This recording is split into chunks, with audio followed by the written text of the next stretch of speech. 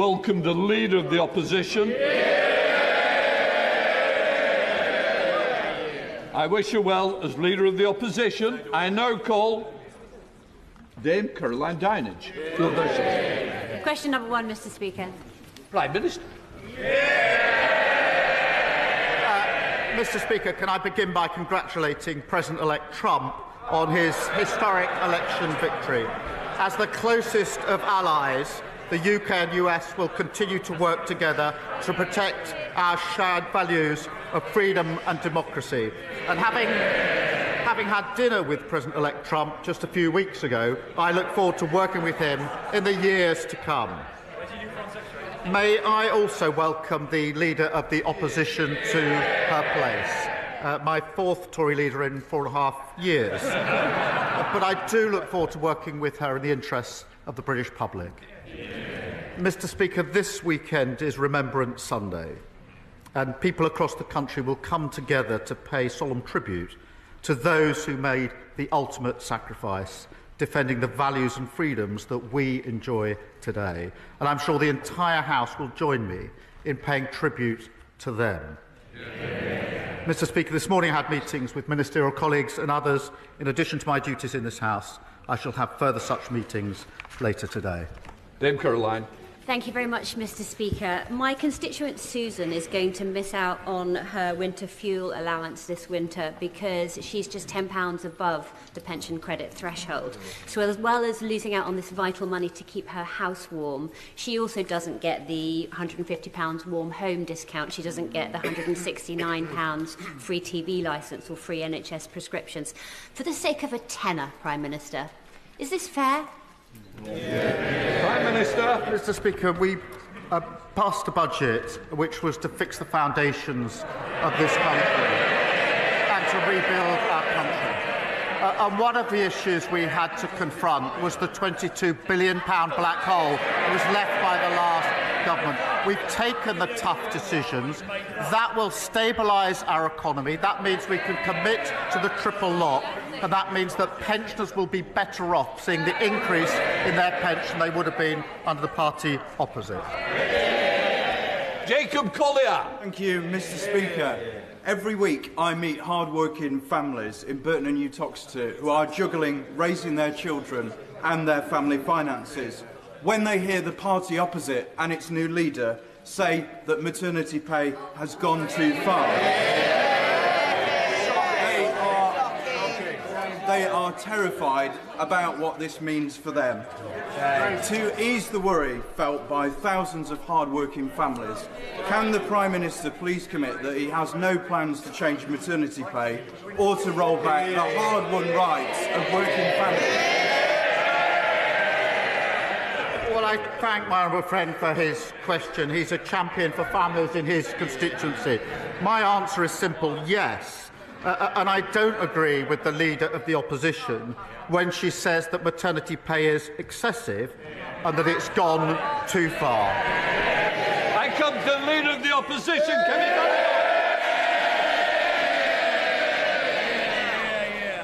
Mr. Speaker, can I thank the Prime Minister for his almost warm welcome? And can I also echo the comments that he has made? It is an immense privilege and the honour of my life to lead the Conservative Party. And I look forward to joining him at the Cenotaph this Remembrance Sunday. As Leader of His Majesty's Opposition, I will be taking a different approach to the last opposition by being a constructive opposition.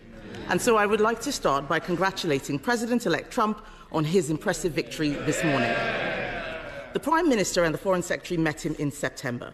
Did the Foreign Secretary take that opportunity to apologise for making derogatory and scatological references, including, and I quote, Trump is not only a woman-hating, neo-Nazi sympathising sociopath, he is also a profound threat to the international order.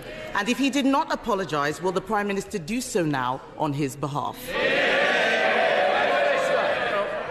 Mr. Speaker, there will be many issues on which the Leader of the Opposition and I disagree, but there will be issues that do unite this House on national security and Ukraine, and I do look forward to working closely with her on that, and I will provide her with the information that she needs to discharge her duties. That's the right thing for the country, and it's far more important than party politics. And the Foreign Secretary and I did meet President-elect Trump just a few weeks ago for dinner for about a couple of hours, and we discussed a number of issues of global significance. It was a very constructive exercise. Mr. Speaker, the Prime Minister did not distance himself from the remarks made by the Foreign Secretary, and I'm very sure that President Trump will soon be calling to thank him for sending all of those North London Labour activists to campaign for his opponent.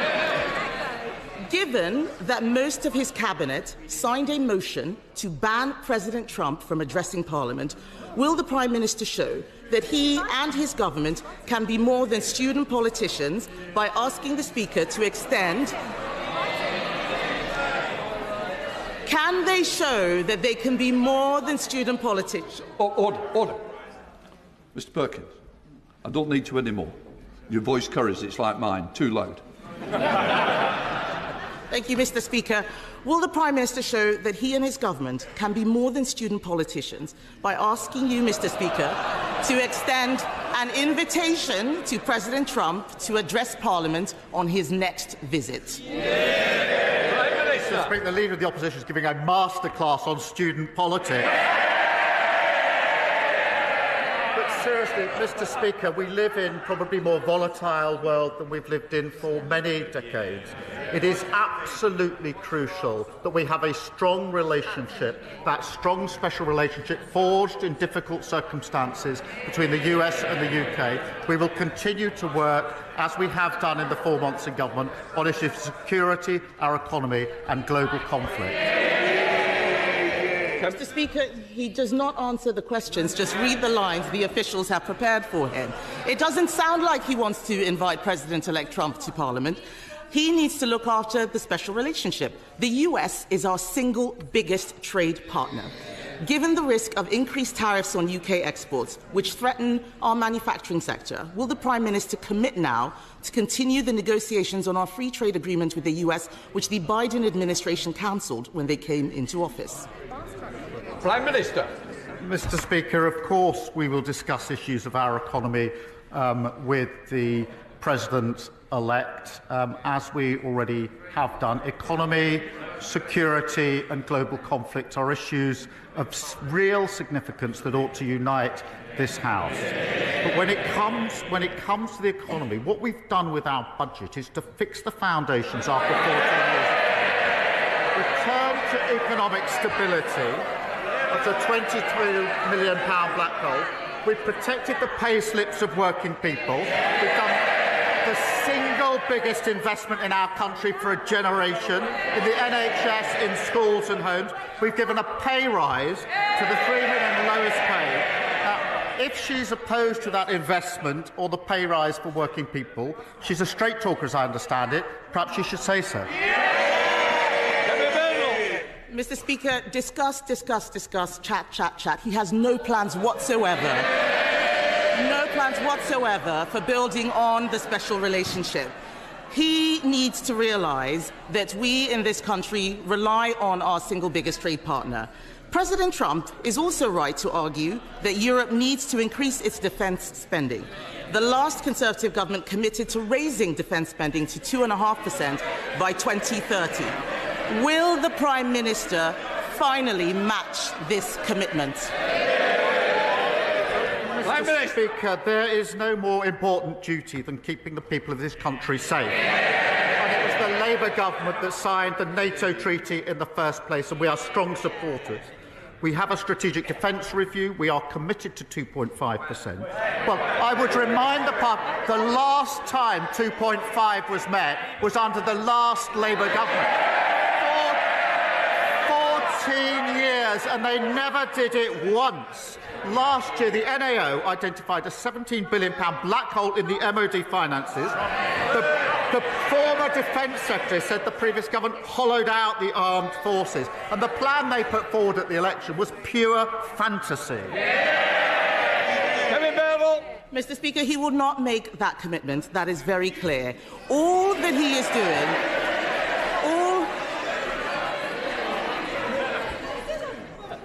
I'm going to hear the questions. If the people who don't want to hear it, they can leave now. Come on. Mr. Speaker, he will not make that commitment, and yet the world is getting more dangerous. His Chancellor's budget did not even mention defence. The Chancellor's budget last week was a copy and paste of Bidenomics. It turns out that a high spending, high borrowing, high inflation approach is less popular than she may have thought. May I suggest he now urge her to change course, or is he determined to be a one-term leader? Prime Minister. The one thing I learned as Leader of the Opposition is it's a good idea to listen to what the government is actually saying. I think she just said that defence wasn't mentioned in the budget. It was 7 days ago that it was absolutely clear and central to the budget, as was economic growth. We are fixing the foundations. We're giving a pay rise to millions of people. We're picking up the mess that they left, 22 billion, and a tax rise and a pay rise for working people. And I haven't heard yet her welcome that pay rise for the 3 million lowest paid workers. Does she now welcome it? Does she stick to her previous policy that it's excessive? Mr. Speaker, I was the one who raised the minimum wage last year as Business Secretary. I have a strong record on this, but we need to make sure that we balance the books. His scripted lines are showing that he has not even listened to the budget himself. So I will try a different question. Perhaps he can give something that is unscripted to the people watching. Farmers across the United Kingdom... Mr. Speaker. Order! I don't need any help. Can I just say, if somebody wants to leave, I'll be helping them do that. I'm going to hear the question, and I certainly want to hear the answer as well. So please, let's have some courtesy. Mr. Speaker, we have heard him repeat the lines on the television, fixing the foundations and so on. But what does he say, over and over again, but what does he say to farmers who are facing uncertainty about their futures as a result of the increased taxes announced by the Chancellor? I am very clear that we would reverse Labour's cruel family farms tax. What can he say now to reassure the farming community, who provide security for the whole nation? Prime Minister. I'm happy to help the Leader of the Opposition. If she's going to complain about scripted answers, it's probably best not to read that from a script. What I will say about farmers is this.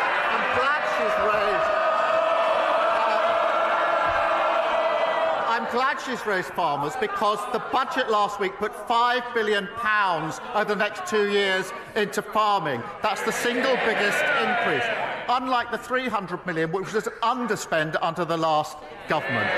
And when it comes to inheritance, the vast majority of farmers will be unaffected, as she well knows, as they well know. But that budget was about fixing the foundations, fixing the whole 22 billion that they left, and investing in the future of our country, investing in our NHS, investing in our schools, our hospitals and our homes. And I'm proud that that's the investment work. And if they oppose it, they should go out there and tell their constituents they're against that investment in the future of our country. That's the difference. A Labour government taking us forward. They're stuck in the past. Thank you, Mr. Speaker. I'm going to hear Matthew Patrick. Mr. Speaker, Emily left her ex, but the abuse did not stop. He stayed in their home, cancelled the mortgage contributions and destroyed her credit score. Now she cannot even take out a mobile phone contract. Surviving economic abuse and UK finance have made progress tackling this issue, but more has to be done. Will the Prime Minister and his government work with me to introduce new provisions so that we can restore the credit files for survivors of economic abuse like Emily? Well, I thank my honourable friend for raising this really important issue, because economic abuse has a devastating impact on victims, leaving them vulnerable and isolated. And we are committed to ending this national emergency and keeping women safe from domestic abuse, harassment and stalking. And, Mr. Speaker, that includes £200 1,000 this year to the charity Surviving Economic Abuse, and HMRC have launched an online tool to help charities and businesses identify and respond to economic abuse. And I'll make sure he has a meeting with the relevant minister. Leader of the Liberal Democrats, Sir Ed Davey. Can I join the Prime Minister in his comments about Remembrance Sunday? We must always remember the brave British men and women who gave their lives for our country. And can I join him in welcoming the Conservative leader to her place? And can I congratulate her on becoming the first black leader of a UK-wide party, a major and historic achievement? Mr. Speaker, President-elect Trump praised Vladimir Putin's invasion of Ukraine, and I quote, he called it genius. He also said he would encourage Russia to do whatever the hell they want to NATO allies. So what action is the Prime Minister taking to encourage a Trump presidency to change its mind? Because otherwise it's a huge threat to global security and to national security in the UK. Does he agree with me that the US will not oppose President Putin and support our brave Ukrainian allies? The UK must lead in Europe so that together we do. Prime Minister. Mr. Speaker, I'm very proud that in this House we are united on the question of Ukraine and clear about Russian aggression, and we will continue to do so. I've long taken the view that the only winner, if we are divided in this House, is Putin, and I'm not prepared to let that happen. Our relationship with the US is a strong relationship forged in very difficult circumstances historically. It remains as strong today as it was when it was first forged, and I look forward to working with President-elect Trump to ensure that relationship stays the special relationship. Sir Ed Davey. I'm grateful for the Prime Minister's comments on Ukraine, but Donald Trump has also said that trade wars are good. He calls himself tariff man.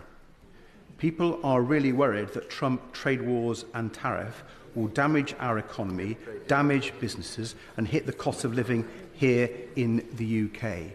So, given this, does the Prime Minister recognise that it's more urgent than ever that we support our British economy by getting rid of the damaging trade barriers with Europe put in place by the Conservatives? Prime Minister. Well, Mr. Speaker, as he will know, we've put the economy centrepiece to our budget, and we will do everything that we need to do to ensure our economy grows, and that's measured in living standards going up for working people across the country. Thank you. Alex Baker. Thank you, Mr. Speaker.